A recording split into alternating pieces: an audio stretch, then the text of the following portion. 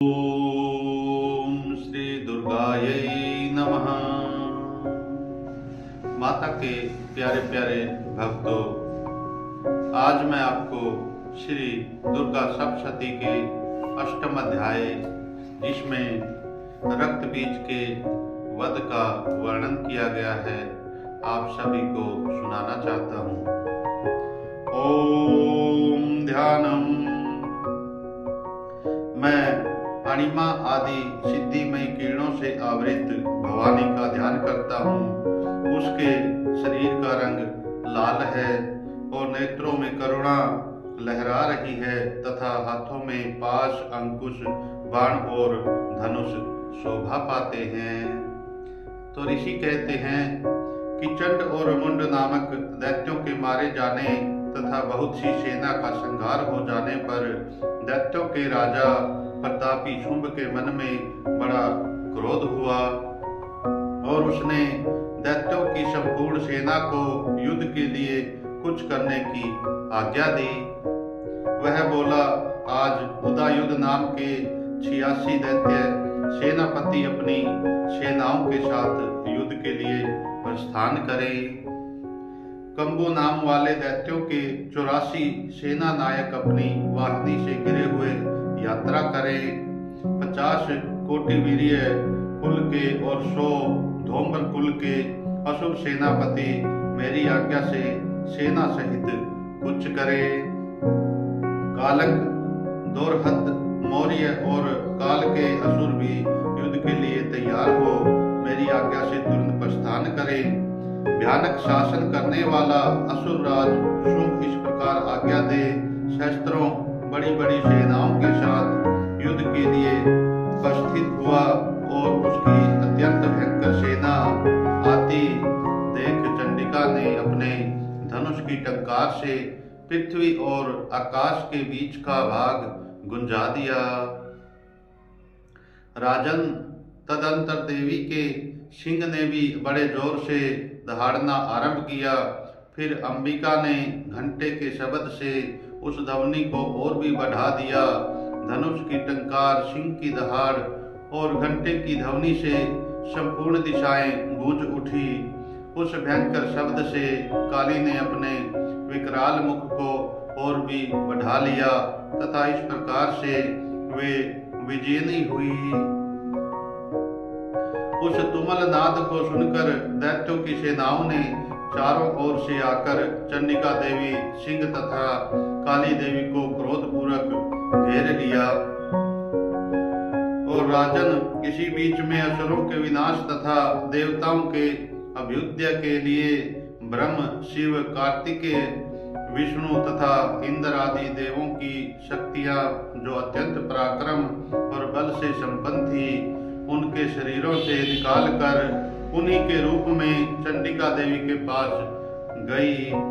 जिस देवता का जैसा रूप, जैसी वेशभूषा और जैसा वाहन है, ठीक वैसे ही साधनों से संपन्न हो, उसकी शक्ति असुरों से युद्ध करने के लिए आ गई और सबसे पहले हास्य युक्त विमान पर बैठी हुई अक्षुत्तर और कमंडलों से सुशोभित ब्रह्मा जी की शक्ति उपस्थित हुई, जिसे ब्रह्माणी कहते हैं। महादेव जी की शक्ति वृक्ष पर आरूढ़ हो, हाथों में श्रेष्ठ त्रिशूल धारण किए, महानाग का कंकण पहने, मस्तक में चंद्र रेखा से विभूषित हो वहां पर आ पहुंची। और कार्तिकेय जी की शक्ति रूपा जगदम्बिका उन्हीं का रूप धारण किए श्रेष्ठ मयूर पर आरूढ़ हो, हाथ में शक्ति लिए दैत्यों से युद्ध करने के लिए वहां पर पहुंच गई। और इसी प्रकार भगवान विष्णु की शक्ति गरुड़ पर विराजमान हो, शंख, चक्र, गदा, धनुष तथा खड्ग हाथ में लिए वहां पर आ गई। और अनुपम यज्ञ वाराह का रूप धारण करने वाले श्री हरि की जो शक्ति है, वह भी वाराह शरीर धारण करके वहां उपस्थित हुई। नारसिंगी शक्ति भी नरसिंह के समान शरीर धारण करके वहां आ गई और उसकी गर्दन के बालों के झपटे से आकाश के तारे बिखरे पड़ते थे। और इसी प्रकार इंद्र की शक्ति वज्र हाथ में लिए गजराज ऐरावत पर बैठकर आई और उसके भी सहस्त्र नेत्र थे। इंद्र का जैसा रूप है वैसा ही उसका भी था। उसके बाद उन देव शक्तियों से घिरे हुए महादेव जी ने चंडिका से कहा, मेरी प्रसन्नता के लिए तुम शीघ्र ही इन असुरों का संहार करो। तब देवी के शरीर से अत्यंत भयानक और परम उग्र चंडिका शक्ति प्रकट हुई, जो सैकड़ों गिदड़ियों की भांति आवाज करने वाली थी। उस अपराजिता देवी ने धूमिल जटा वाले महादेव से कहा, भगवान आप शुंभ निशुंभ के पास दूत बनकर जाइए और उन अत्यंत गर्वीले दानव शुंभ एवं निशुंभ दोनों से कहिए कि साथ ही उनके अतिरिक्त भी जो दानव युद्ध के लिए वहां उपस्थित हों, उनको भी यह संदेश दीजिए कि हे दैत्यों, यदि तुम जीवित रहना चाहते हो तो पताल को लौट जाओ। इंद्र को त्रिलोकी का राज्य मिल जाए और देवता यज्ञ भाग का उपभोग करें।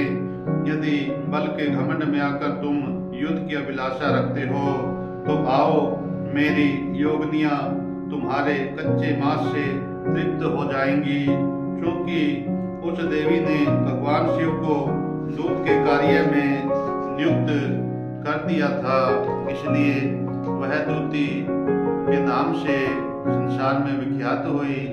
वे महादैत्य भी भगवान शिव के मुख से देवी के वचन सुनकर क्रोध में भर गए और जहाँ कात्यायनी विराजमान थी उस ओर बढ़ चुके थे। उसके बाद दैत्य अमरस में भरकर पहले ही देवी के ऊपर बाण, शक्ति और सृष्टि आदि अस्त्रों की वृष्टि करने लगे। तब देवी ने भी खेल खेल में ही धनुष की टंकार की और उससे छोड़े हुए बड़े बड़े बाणों द्वारा दैत्यों के चलाए हुए बाण, शूल, शक्ति और फरसों को काट डाला। फिर काली के आगे होकर शत्रुओं को शूल के प्रहार से विदीर्ण करने लगी और कटुआंग से उनका कचुम्बर निकालती हुई रणभूमि में विचरने लगी। ब्रह्माणी भी जिस ओर दौड़ती उसी ओर अपने कमंडलों का जल छिड़का कर शत्रुओं के ओर से और पराक्रम को नष्ट कर देती थी। माहेश्वरी ने त्रिशूल से तथा वैष्णवी ने चक्कर से और अत्यंत क्रोध में भरी हुई कुमार कार्तिकेय की शक्ति ने शक्ति से दैत्यों का संहार आरंभ किया और इंद्र शक्ति के वज्र प्रहार से विदीर्ण हो सैकड़ों दैत्य दानव रक्त की धारा बहाते हुए पृथ्वी पर सो गए।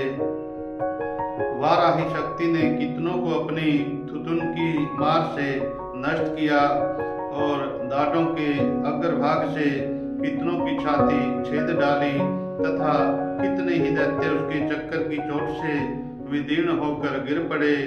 नारसिंगी भी दूसरे महादैत्यों को अपने नखों से विदीर्ण करके खाती और सिंहनाद से दिशाओं एवं आकाश को गुंजाती हुई युद्ध क्षेत्र में विचरने लगी। कितने ही असुर शिवदूती के प्रचंड अट्टहास से अत्यंत भयभीत हो पृथ्वी पर गिर पड़े और गिरने पर उन्हें शिवदूती उस समय अपना ग्रास बना लेती। इस प्रकार क्रोध में भरे हुए मातृगणों को नाना प्रकार के उपायों से बड़े बड़े असुरों का मर्दन करते देख दैत्य सैनिक भाग खड़े हुए। मातृगणों से पीड़ित दैत्यों को युद्ध से भागते देख रक्तबीज नामक महादैत्य क्रोध में भरकर युद्ध करने के लिए आया और उसके शरीर से जब रक्त की बूंद पृथ्वी पर गिरती तब उसी के समान शक्तिशाली एक दूसरा महादैत्य पृथ्वी पर पैदा हो जाता। महासुर रक्त बीज हाथ में गदा लेकर इंद्र शक्ति के साथ युद्ध करने लगा। तब ऐन्द्री ने अपने वज्र से रक्त बीज को मारा और वज्र से घायल होने पर उसके शरीर से बहुत सा रक्त चूने लगा और उससे उसी के समान रूप तथा पराक्रम वाले योद्धा उत्पन्न होने लगे। उसके शरीर से रक्त की जितनी बूंदें गिरी उतने ही पुरुष उत्पन्न हो गए। वे सब रक्त बीज के समान ही वीर्यवान, बलवान तथा पराक्रमी थे। वे रक्त से उत्पन्न होने वाले पुरुष भी अत्यंत भयंकर अस्त्र शस्त्रों का प्रहार करते हुए वहां मातृगणों के साथ घोर युद्ध करने लगे। पुनः वज्र के प्रहार से जब उसका मस्तक घायल हुआ तब रक्त बहने लगा और उससे हजारों पुरुष उत्पन्न हो गए। वैश्वणी ने युद्ध में रक्त बीज पर चक्र का प्रहार किया तथा ऐन्द्री ने उस दैत्य सेनापति को गदा से चोट पहुंचाई। तो वैष्णवी के चक्कर से घायल होने पर उसके शरीर से जो रक्त बहा और उससे जो उसी के बराबर आकार वाले सहस्त्रों महादैत्य प्रकट हुए, उनके द्वारा संपूर्ण जगत व्याप्त हो गया। कुमारी ने शक्ति से, वराही ने खड्ग से और माहेश्वरी ने त्रिशूल से महादैत्य रक्त बीज को घायल किया। क्रोध में भरे हुए उस महादैत्य रक्त बीज ने भी गदा से सभी मातृशक्तियों पर अलग अलग प्रहार किया और शक्ति और शूल आदि से अनेक बार घायल होने पर जो उसके शरीर से रक्त की धारा पृथ्वी पर गिरी, उससे भी निश्चय ही सैकड़ों असुर उत्पन्न हुए। इस प्रकार उस महादैत्य को रक्त से प्रकट हुए असुरों द्वारा संपूर्ण जगत व्याप्त हो गया। इससे उन देवताओं को बड़ा भय हुआ। देवताओं को उदास देख चंडिका ने काली से शीघ्रता पूर्वक कहा, चामुंडे तुम अपना मुख और भी फैलाओ तथा मेरे शस्त्रपात से गिरने वाले रक्त बिंदुओं और उनसे उत्पन्न होने वाले महादैत्यों को तुम अपने इस उतावले मुख से खा जाओ। इस प्रकार रक्त से उत्पन्न होने वाले महादैत्यों का भक्षण करती हुई तुम रण में विचरती रहो। ऐसा करने से उस दैत्य का सारा रक्त क्षीण हो जाने पर वह समय ही नष्ट हो जाएगा। उन भयंकर दैत्यों को जब तुम खा जाओगे तब दूसरे नए दैत्य उत्पन्न नहीं हो सकेंगे। काली से यूं कहकर चंडिका देवी ने शूल से रक्त बीज को मारा और काली ने अपने मुख में उसका रक्त ले लिया। तब उसने वहां चंडिका पर गदा से प्रहार किया, किंतु उस गदा पात ने देवी को तनिक भी वेदना नहीं पहुंचाई। रक्त बीज के घायल शरीर से बहुत सा रक्त गिरा, किंतु जो ही वह गिरा तो ही चामुंडा ने उसे अपने मुख में ले लिया।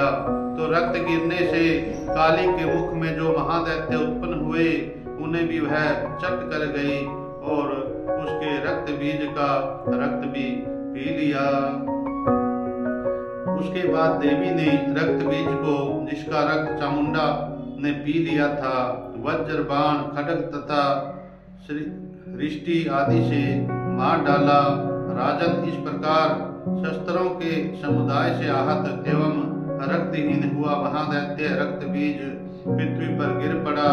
नरेश्वर, इससे देवताओं को अनुपम हर्ष की प्राप्ति हुई और मातृगण उन असुरों के रक्तपान के मद से उद्धत साथ होकर नृत्य करने लगा।